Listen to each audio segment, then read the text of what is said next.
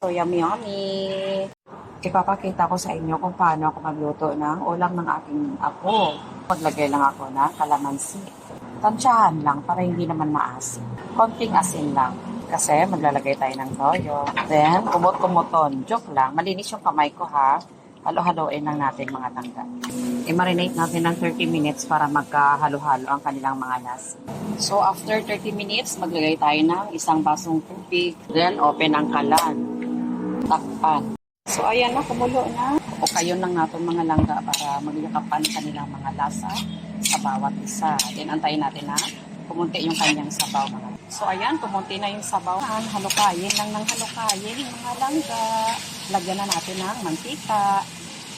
Lagyan natin ng mantika. Konti lang mga langga. Halukayin lang natin hanggang sa mag-slightly brown. So, ito yung pamamaraan ko mga langga. Magluto ng pork tapa.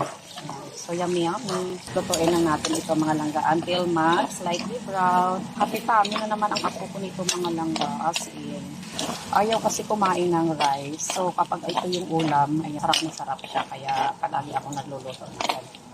Kaya, so, this is it na mga langga. Slightly brown na. Kasi pag ma-over naman, matigas na siya. So, kailangan ganito lang. So, happy tamin naman ang apo ko nito mga langga sa kanyang ulam ngayong umaga. Kay ganda. So, yummy yummy.